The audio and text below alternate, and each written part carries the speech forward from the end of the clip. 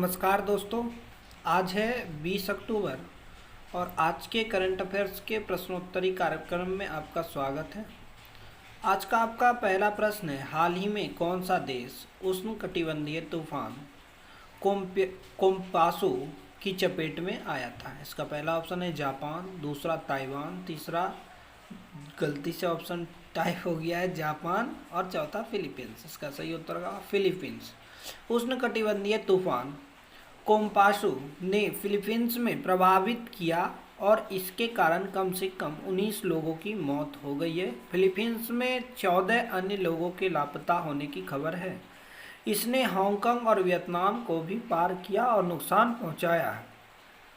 आज का आपका दूसरा प्रश्न है, अभिनेता विलियम शेटनर जो अंतरिक्ष में जाने वाले अब तक के सबसे उम्रदराज व्यक्ति बने ने किस एजेंसी के रॉकेट पर यात्रा की?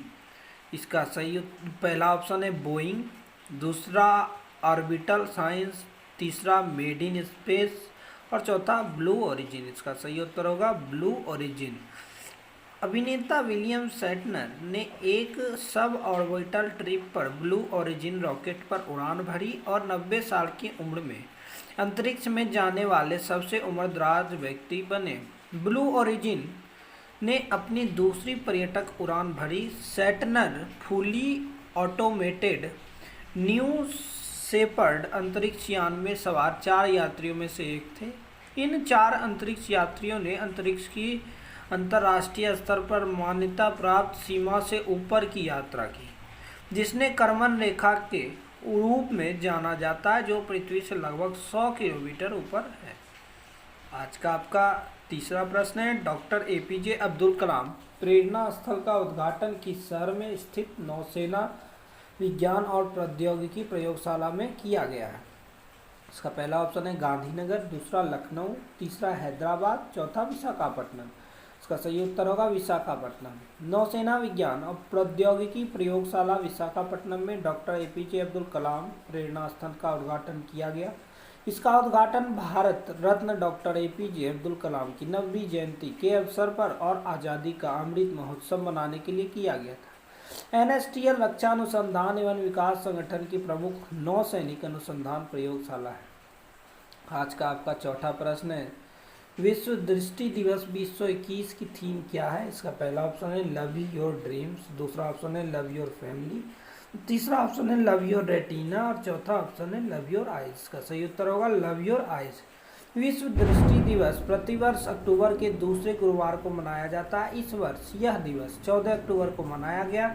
यह एक वैश्विक कार्यक्रम है जिसका उद्देश्य अंधेपन और दृष्टि दोष के बारे में जागरूकता पैदा करना है। यह मूल रूप से 2000 में लायंस क्लब इंटरनेशनल फाउंडेशन के साइट फर्स्ट कैंपेन द्वारा शुरू किया गया था।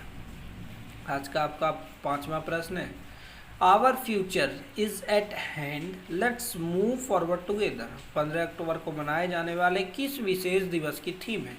इसका पहला ऑप्शन है विश्व दृष्टि दिवस, दूसरा ऑप्शन है विश्व शांति दिवस, तीसरा ऑप्शन है विश्व हृदय दिवस और चौथा ऑप्शन है ग्लोबल हैंड वॉशिंग दिवस। सही उत्तर होगा ग्लोबल हैंड वॉशिंग दिवस। स्वच्छता के महत्व के बारे में जागरूकता फैलाने के लिए 15 अक्टूबर को ग्लोबल हैंड वॉशिंग डे 2021 मनाया जाता है। इस दिन की स्थापना ग्लोबल हैंड वॉशिंग पार्टनरशिप द्वारा की गई थी, जो संस्थानों का एक अंतर्राष्ट्रीय गठबंधन है जो साबुन से हाथ धोने को बढ़ावा देता है। आज का आपका छठा प्रश्न है, हाल ही में खबरों में रही सेला सुरंग भारत की किस राज्य में स्थित है? इसका सही उत्तर, इसका पहला ऑप्शन है उत्तर प्रदेश, दूसरा महाराष्ट्र, तीसरा आंध्र प्रदेश, चौथा अरुणाचल प्रदेश। इसका सही उत्तर होगा अरुणाचल प्रदेश।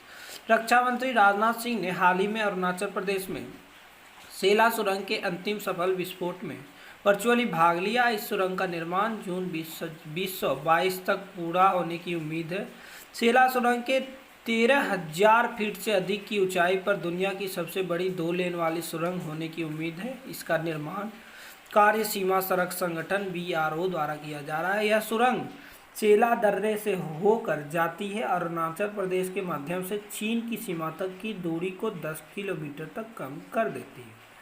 आज का आपका 7वां प्रश्न है कि WHO के महानिदेशक का पुरस्कार प्राप्त करने वाली हेनरीटा लैक्स किस देश से संबंधित है?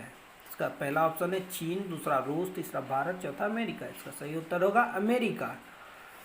विश्व स्वास्थ्य संगठन के प्रमुख ने दिवंगत हेनरीटा लैक्स को महानिदेशक पुरस्कार से सम्मानित किया। वह एक अमेरिकी महिला है जिनकी कैंसर कोशिकाओं को 1950 के दशक के दौरान उनकी जानकारी के बिना लिया गया था। उन कोशिकाओं ने विशाल वैज्ञानिक आविष्कारों की नींव प्रदान की, जिसमें कोरोना वायरस के बारे में शोध भी शामिल है।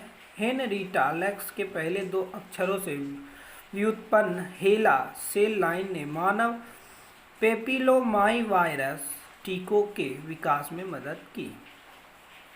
आज का आपका 8वां प्रश्न है, जीवाणु और वायरल संक्रमण की निगरानी के लिए जैव प्रौद्योगिकी विभाग द्वारा लॉन्च किए गए संघ का नाम क्या है? इसका पहला ऑप्शन है वन वायरस, दूसरा वन डिजीज, तीसरा वन फैमिली और चौथा वन हेल्थ। इसका सही उत्तर होगा वन हेल्थ। जैव प्रौद्योगिकी विभाग ने हाल ही में देश में जूनोटिक और रोगजनकों के महत्वपूर्ण जीवाणु, वायरल और परजीवी संक्रमण की निगरानी के लिए वन हेल्थ कंसोर्टियम लॉन्च किया है। इस परियोजना का उद्देश्य मौजूदा नैदानिक परीक्षणों के उपयोग और उभरती हुई बीमारियों के प्रसार की निगरानी है और समझने के लिए अतिरिक्त प्रतिक्रियाओं के विकास का अध्ययन करना है। वन हेल्थ कंसोर्टियम में DBT, national institute of animal biotechnology Hyderabad के नेतृत्व में 27 संगठन शामिल है। आज का आपका 9वां प्रश्न है, हाल ही में खबरों में रहा तवांग गदेन नामग्याल हाल से किस देश से संबंधित है? इसका पहला ऑप्शन है जापान, दूसरा भूटान, तीसरा नेपाल और चौथा भारत। इसका सही उत्तर होगा भारत। तवांग गदेन नामग्याल हाल से जो तिब्बती बौद्ध धर्म का दूसरा सबसे बड़ा मठ है, अरुणाचल प्रदेश के तवांग जिले में स्थित है। भारत ने उपराष्ट्रपति एम वेंकैया नायडू की हालिया अरुणाचल प्रदेश यात्रा पर चीन की आपत्ति को खारिज कर दिया है। चीन भारतीय नेताओं के अरुणाचल प्रदेश के दौरे को दक्षिण तिब्बत का हिस्सा बताते हुए आपत्ति जता रहा है। तवांग भारत के पूर्वोत्तर क्षेत्र में एक राजनीतिक प्रवेश प्रदान करता है और तिब्बत और ब्रह्मपुत्र घाटी के बीच ग्वालियर में एक महत्वपूर्ण बिंदु है। आज का आपका 10वां प्रश्न है, राष्ट्रपति तटरक्षक पद किस सशस्त्र बल को प्रदान किया गया है? इसका सही उत्तर होगा तटरक्षक पद। भारत के राष्ट्रपति रामनाथ कोविंद ने भारतीय तटरक्षक कर्मियों को राष्ट्रपति तटरक्षक पदक और तटरक्षक पदक से सम्मानित किया है। 26 जनवरी 1990 से हर साल गणतंत्र दिवस और स्वतंत्रता दिवस पर भारतीय तटरक्षक बल के कर्मियों को पुरस्कार दिया जा रहा है। आज के लिए इतना ही, धन्यवाद।